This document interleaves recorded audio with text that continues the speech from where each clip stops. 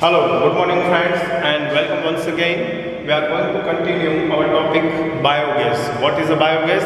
A beneficial of the biogas. अभी हमने previous video में देखा. इस वीडियो में आगे चलते हैं और एक मेन क्वेश्चन लेते हैं. Write a short note on biogas plant. Write a short note on biogas. Dear students, सबसे पहले आपको एक काम देते हैं, एक क्लासरूम देते हैं. आप अपनी टेक्स्ट बुक को ओपन कीजिए और इसमें बायोगैस प्लांट का एक फिगर दिया है, उस फिगर को स्टडी कीजिए, जिसके बाद हम आपसे आगे वर्क करेंगे. Okay, I hope so you open your text book and see the page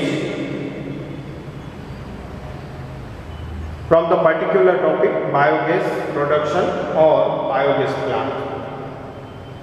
Schematic diagram of the biogas plant आपको दिया गया है, जिसमें आप देख सकते हैं कि एक स्लरी टैंक बना हुआ है. जमीन के अंदर, सॉइल के अंदर एक खड्डा बनाया गया है, डिगर किया गया है, जिसके अंदर एक गैस टैंक को बनाया गया है ब्रिक्स थ्रू. ये पूरा कंस्ट्रक्शन है, ये ब्रिक्स से बनता है. और दूसरी बात, जो गैस टैंक है उसके ऊपर के हिस्से में टॉप ऑफ द टैंक एक गैस आउटलेट लगाया गया है, जहां से हम प्रोड्यूस होने वाले बायोगैस को आगे ट्रांसमिशन के लिए ले जा सकते हैं. इसी के साथ आप देख सकते हैं एक और आउटलेट है फर्टिलाइजर्स के लिए. तो जो बाकी स्लरी रहती है एंड ऑफ द प्रोसेस, उसे अलग से कलेक्ट कर लिया जाता है ज़मीन से और फिर उसका यूज़ होता है एज अ एक्सीलेंट मैन्यूर. और नीचे एक डाइजेस्टर रखा हुआ है, जो आप फिगर में देख सकते हो. एक सिंपल सा फिगर है और इसीलिए हमने यहाँ पर कंस्ट्रक्ट नहीं किया है, लेकिन आप इसे ड्रॉ कर सकते हो और आपको इसे लेवल डायग्राम के साथ ड्रॉ भी करना है. ओके, शुरू करते हैं. Biogas plant. Biogas plant has done like a structure built with bricks. जैसा कि अभी मैंने शुरू में आपको बताया, बायोगैस प्लांट का जो डोम बनता है, biogas plant has the dome like structure. ये डोम मतलब कि घुम्मट आकार का स्ट्रक्चर है, बिल्ट विद द ब्रिक्स, जिसे ईंटों से बनाया जाता है. A slurry is prepared by mixing powder, residual plant materials, vegetable waste, etc. with water in the mixing tank. सबसे पहले स्लरी प्रिपेयर की जाती है, जिसमें cow dung, residual, plant materials, vegetable waste, sewages, इन सबको मिक्सअप किया जाता है टैंक के अंदर, जिसे हम स्लरी टैंक कहेंगे. From the mixing tank slurry is fried into digester. तो ये सारा मिक्सर तैयार हो जाने के बाद इस मिक्सचर को डाइजेस्टर के अंदर डाला जाता है, जो ज़मीन के अंदर रहता है. ये ज़मीन के अंदर बना हुआ टैंक है. इसके अंदर इसे सप्लाई की जाती है. The digester is the sealed chamber in which there is no oxygen. ये पूरा सील्ड किया हुआ चैम्बर है इस तरह से, जिसके कारण इसमें ऑक्सीजन सप्लाई नहीं पहुंचती, वहां ऑक्सीजन नहीं पहुंचता. एनारोबिक माइक्रो ऑर्गेनिज्म मतलब कि मिथेनोजेनिक बैक्टीरिया डिकम्पोज और break down complex compounds of the cow dung slurry. अब प्रोसीजर क्या होती है कि एब्सेंस ऑफ ऑक्सीजन में जो एनारोबिक बैक्टीरियाज है, जो एनारोबिक रेस्पिरेशन दिखाते हैं, यहाँ पर हम इसका नाम देंगे मिथेनोजेनिक बैक्टीरियाज, जो कि एनारोबिक बैक्टीरियाज है. ये डिकम्पोज करते हैं या फिर ब्रेक डाउन करते हैं कॉम्प्लेक्स मटेरियल्स जो हैं काउ डंग केक में उस काउ डंग केक का डिकम्पोजिशन करते हुए इससे कॉम्प्लेक्स फॉर्म से सिंपल फॉर्म में कन्वर्ट करते हैं. And it's take a few days for the decomposition process of complete. इस प्रोसेस को कंप्लीट करने में उसे कुछ एक दिन लगते हैं. And during the decomposition gases like methane, carbon dioxide, hydrogen and hydrogen sulphide are generated. जब ये डिकम्पोजिशन चलता है तब इसमें से अलग अलग प्रकार की गैसेस प्रोड्यूस होती है. लार्ज अमाउंट में जो गैस प्रोड्यूस होती है ये मीथेन है। जैसा कि हमने आपको पिछली बार भी बताया था, biogas is an excellent fuel as it contain up to the 75% methane. तो इसमें 75% मीथेन गैस होती है।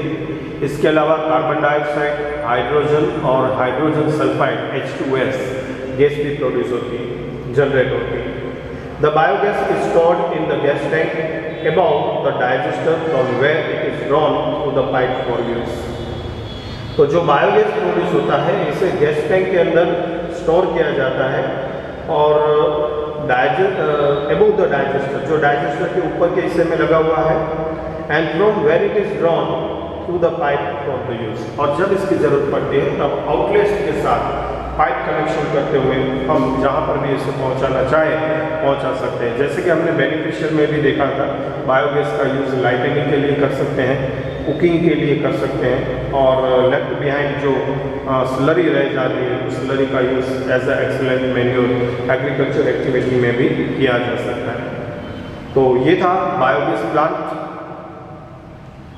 ओके, तो ये था हमारा बायोगैस प्लांट। एक बार फिर से जल्दी से इसे पास फॉरवर्ड करेंगे।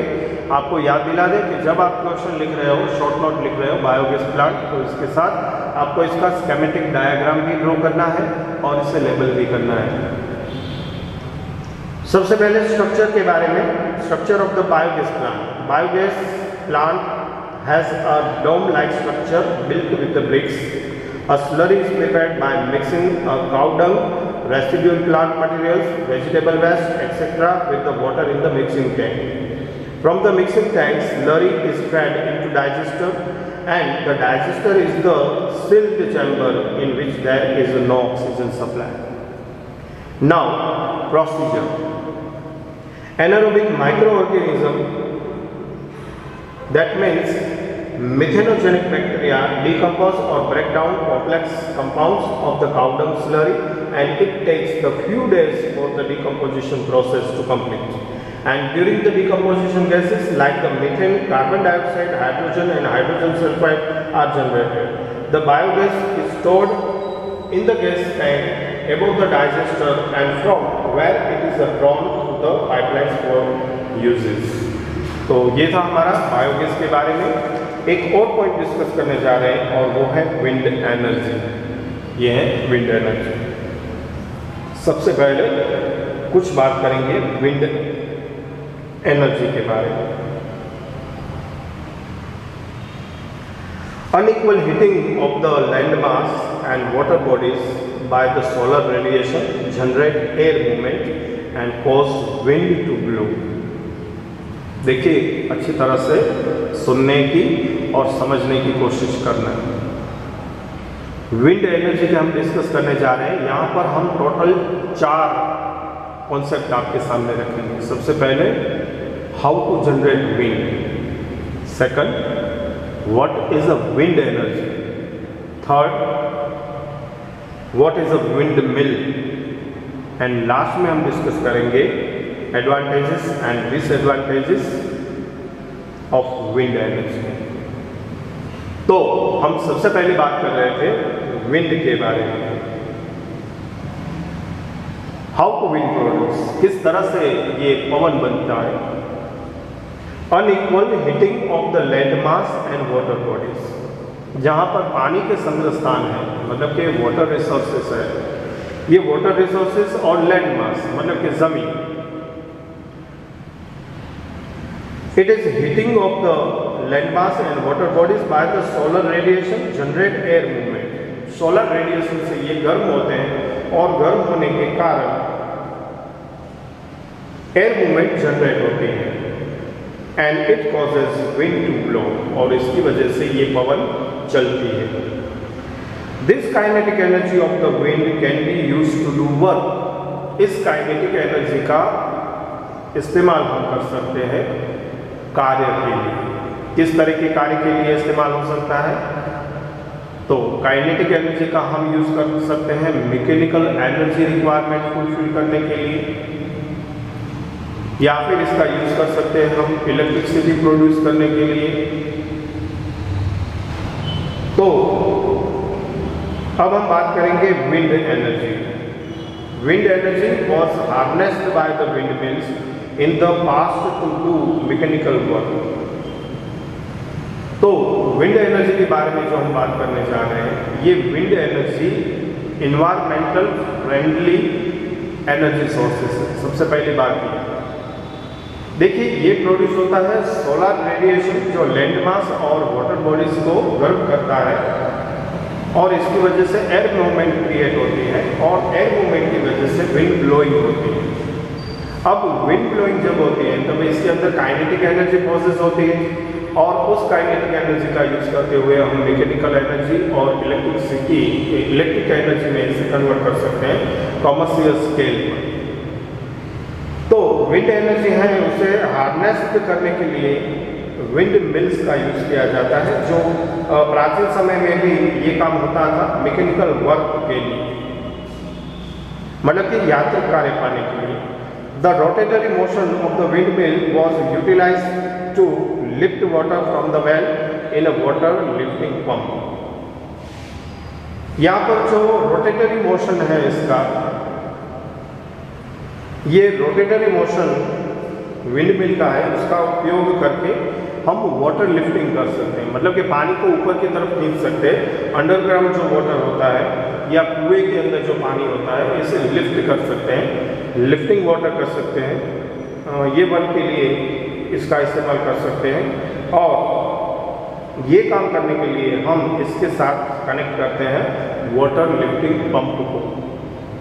वाटर लिफ्टिंग पंप की मदद से पानी खींचने वाले पंप को विंड मिल के साथ अटैच कर दिया जाता है, और इस तरह से हम अंडरग्राउंड वाटर जो है इसे लिफ्ट करके बाहर ला सकते हैं।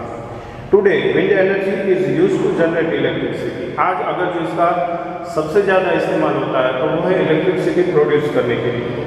A windmill essentially consists of a structure similar to the large electrical fan that is erected at some height on the rigid support.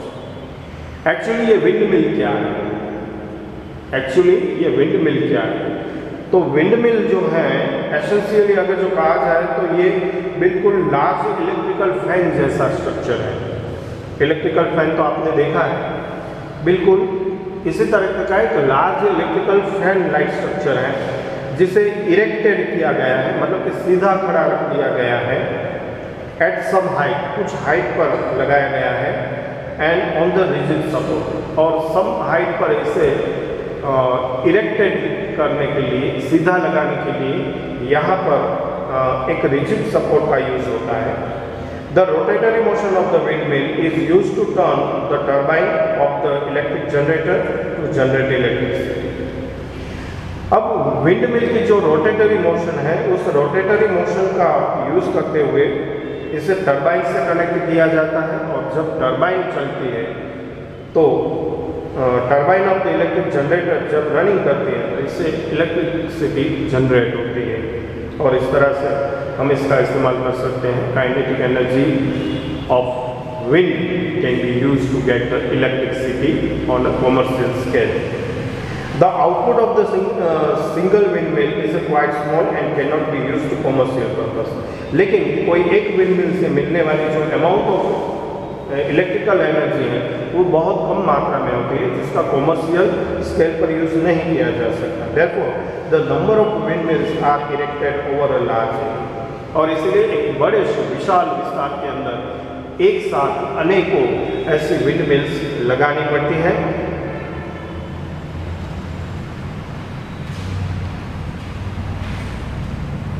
So the commercial purposes, a number of windmills are erected over a large area which is known as the wind energy farm. और ऐसे जो wind mills से गिरा हुआ कोई एक area बनता है उसे विंड मिल फार्म्स कहा जाता है।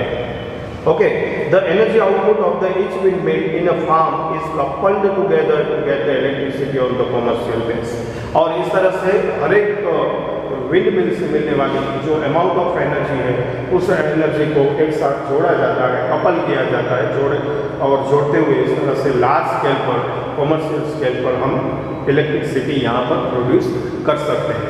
ओके, तो इस क्वेश्चन के अंदर, इस आर्टिकल के अंदर, इस टॉपिक के अंदर जो हमारा वीडियो नंबर 6 था हमने आपसे दो बात करी, एक तो बायोगैस प्लांट आपको एक्सप्लेन किया और दूसरा विंड एनर्जी और विंड मिल के बारे में बताया।